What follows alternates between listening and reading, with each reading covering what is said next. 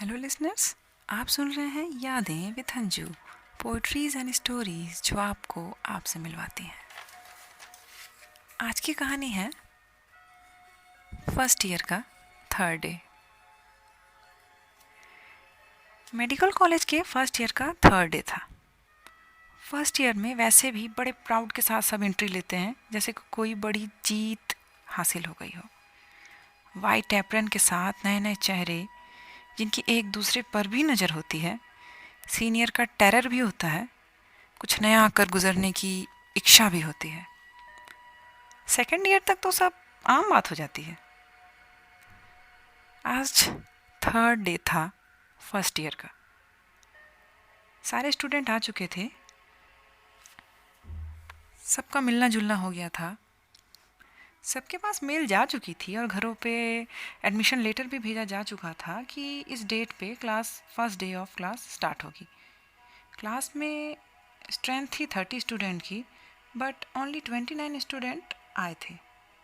2 दिन बीत चुका था, फर्स्ट डे और सेकेंड डे, पर वो 29 स्टूडेंट से 30 स्टूडेंट नहीं हो पाए थे। अटेंडेंस के टाइम एक नाम पे अब भी अब्सेंट ही लिखा जाता था। अभी तक तो 29 स्टूडेंट एक दूसरे की शक्लें पहचान ही गए थे। कुछ की दोस्ती शुरू हो गई थी, हॉस्टलर और लोकल लोगों का डिफरेंशिएट भी हो चुके थे, दोस्ती भी हो चुकी थी किन्हीं किन्हीं में। आज थर्ड डे था। एक नया चेहरा आखिर दिख ही गया। रोज अटेंडेंस के टाइम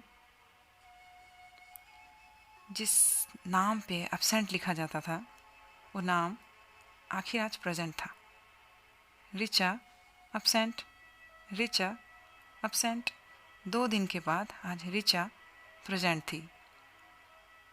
रिचा नॉर्मल सीधी सी लड़की थी, सिंपल आम लड़कियों जैसी। वैसे वो धीरे धीरे सबको जानने लगी थी। हॉस्टलर थी। कॉलेज में जो 2 दिन पुराने हो चुके थे वो उसे बता रहे थे कि कैसा बीता ये 2 दिन। सीनियर्स ने क्या कहा, सीनियर्स के क्या रूल हैं, कौन सी बुक खरीदने को कही गई, हॉस्टल में कैसे रहना है, मैं इसमें खाना कहाँ मिलेगा, हॉस्टल का रूम कहाँ है, किसके साथ वो रूम पार्टनर है। शुरू के दिनों में तो बस कौन कहाँ से आया है, कहाँ का है, ड्रॉप लिया था या नहीं, इन्हीं सब बातों पे बातें होती हैं। सीनियर के सामने क्लास में यूनिटी दिखाई देती है। वो माहौल भी कुछ अलग होता है। फर्स्ट ईयर से फाइनल ईयर आते तक बहुत कुछ बदल जाता है। वो मासूम से चेहरे फोर्थ ईयर आते तक मैच्योर हो जाते हैं। मेडिकल कॉलेज के बच्चे मैच्योर होते हैं मेंटली। बॉयज़ गर्ल्स में कोई डिफरेंस नहीं होता। कौन किसके पास खड़ा है, किसके बाजू में बैठा है, कौन सी सीट पे बैठा है, कोई बड़ा इशू नहीं होता। नॉर्मल कॉलेज स्कूल में अरे उसने उससे बात कर ली, वो उससे क्यों बात कर रहा था, बट मेडिकल कॉलेज में ऐसा नहीं होता है। अधिकतर जितना मैं जानती हूँ, दोस्ती, अफेयर, पढ़ाई सब चलते रहती है, सब सीरियसली। क्लास में गर्ल्स बॉयज़ का रेशियो लगभग बराबर था।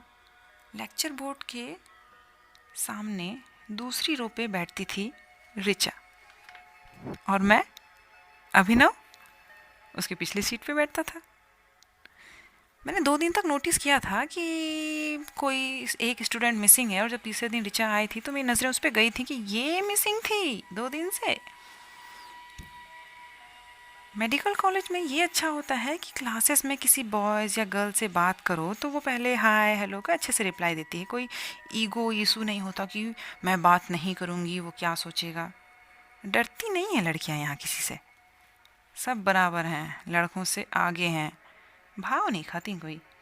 अच्छी लगी तो लगी, अच्छा लगा तो लगा, नहीं तो भाई आगे बढ़ो। सब जानते हैं कि सब पढ़ने ही आए हैं यहाँ पे, 5 साल बिताना है सबको, बहुत मेहनत करके यहाँ तक पहुँचे हैं और इसके आगे भी बहुत मेहनत बची हुई है। हाँ, कुछ दिनों के लिए रिलैक्स होते हैं कि एटलीस्ट एंट्री तो हुई, पर माइंड सेटअप सबका अच्छा ही होता है। आज क्लास खाली थी, थोड़ी खाली थी। आगे की रो में कुछ बच्चे बैठ के बातें कर रहे थे, कोई चिट चैट कर रहा था, कोई अपनी फ्रेंड से बात कर रहा था, कोई विंडो से नीचे झांक रहा था, सब अपने में बिजी थे।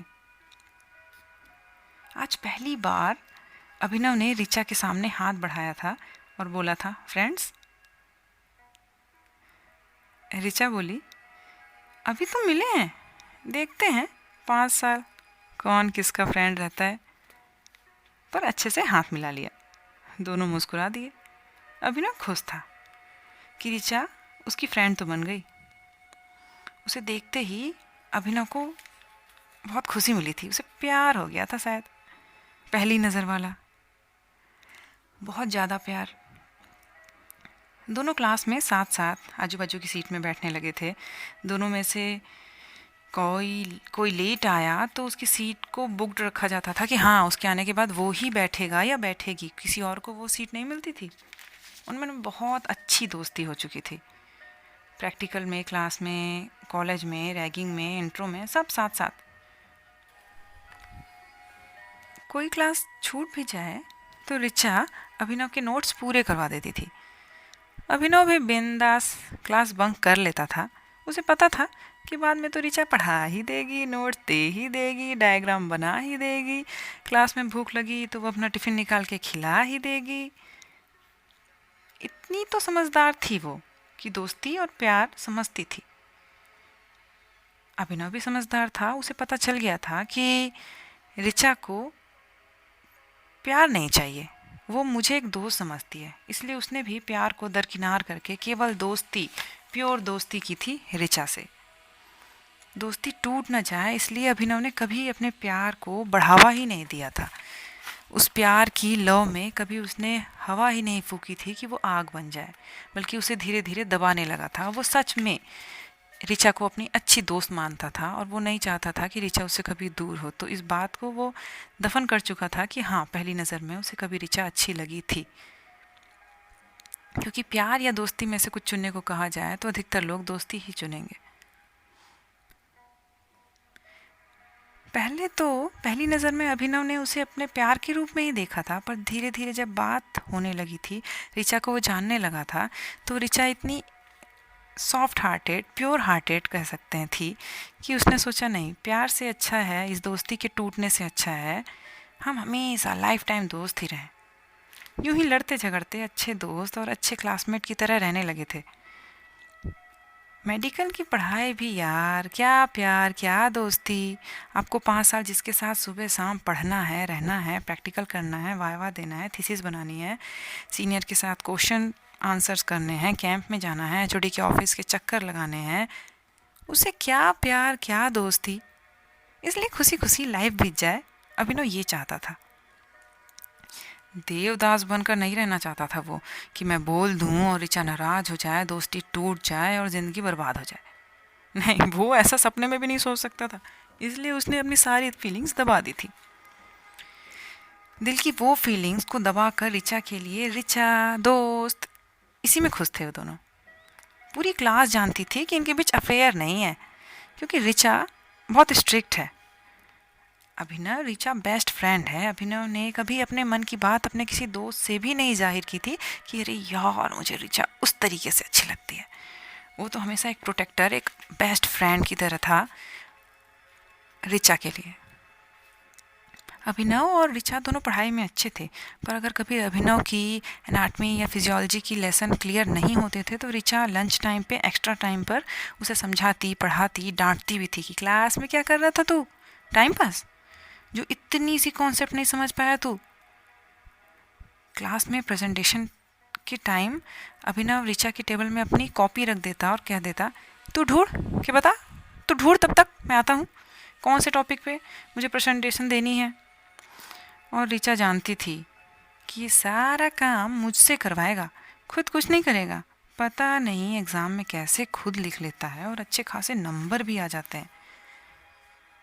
पर कभी कभी जब अभिनव खुद से पीपीटी, स्लाइड्स, प्रेजेंटेशन बना भी लेता था तो ऋचा हॉस्टल में बैठे बैठे टेंशन में रहती थी कि अभिनव ने पूरा किया होगा कि नहीं किया होगा। और क्लास में आते ही उससे पूछती थी, बना लिया तूने, सब ठीक से बनाया ना, कुछ गड़बड़ तो नहीं की, कुछ भूल तो नहीं जाएगा ना, सारे टॉपिक्स कवर किए ना, डांट तो नहीं खाएगा ना। ऐसे ही कॉलेज के फर्स्ट ईयर, सेकेंड ईयर चलता रहा। पर अभिनव ने कभी अपने प्यार का इजहार नहीं किया। अरे वो उसने तो प्यार ही नहीं किया था। अब 3rd ईयर में एक दिन कॉलेज कैंपस में अभिनव यूं ही अपने बाकी फ्रेंड्स के साथ खड़ा था। वो ऋचा के अलावा भी सबसे बात करता था, सबको टाइम देता था। तभी तो क्लास में किसी को ये नहीं पता था कि अभिनव के मन में क्या है। वो उससे चिपक के हमेशा बैठा नहीं रहता था। वो अभी ऋचा को डांटता, लड़ता, उससे दूर भी रहता। ऐसे ही एक दिन वो अपने दोस्तों के साथ खड़ा था और ऋचा दौड़ते हुए आई और बोली, सुन ना, सुन अभिनव, सुन, एक काम है। ऋचा ने कई बार ऐसा किया था और अभिनव उस ग्रुप को छोड़ के हाँ आता हूँ बोल के ऋचा के पास चला जाता था, बात सुनता था, फिर अपने काम करता था। ये नॉर्मल बात थी। ऋचा भी कभी कभी अपनी सहेलियों या किसी और दोस्तों के साथ बैठी हो तो अभिनव भी उसे कभी कभी, ऋचा एक बात सुनना, करके बुला के लाता था। या कैंटीन में चाय पीते थे, या कोई बात, या कोई पिक्चर की बात, या गाने की बात, ये सब तो चलता था। पर आज जब ऋचा दौड़ के आई तो उसके चेहरे के एक्सप्रेशन कुछ और ही थे। अभिनव समझ गया था कुछ तो हुआ है सीरियस। पर उसने ऐसे ही हंसी में बात टालते हुए कहा, फेल हो गई क्या? बहुत पढ़ाकू बनती थी ना, फेल हो गई लगता है। ऋचा ने अभिनव के शोल्डर में एक हल्का सा हाथ मारते हुए कहा, पता है आज क्या हुआ? पता है, आज जब मैं सुबह क्लास आई तो क्लास में ज़्यादा लोग नहीं थे और आज का लेक्चर भी कैंसिल हो गया था, तो मैं लाइब्रेरी में बैठी थी। पता है फिर क्या हुआ? अरे बताएगी तब तो पता चलेगा। तब से पता है कर रही है, बिना बताए मुझे कैसे पता चलेगा? ऋचा ने कहा, तू सुन तो, वहाँ प्रदीप आया था। वहाँ प्रदीप आया, उसने मुझे बोला, ऋचा जरा सुनना। मैंने सोचा होगा कुछ काम, पर पता है उसने मुझे प्रपोज किया। Oh my God. इस कहानी के यहीं समाप्त करते हैं। इस कहानी के दूसरे पार्ट के लिए सुनते रहिएगा फर्स्ट ईयर का थर्ड डे, यादें विथ अंजू।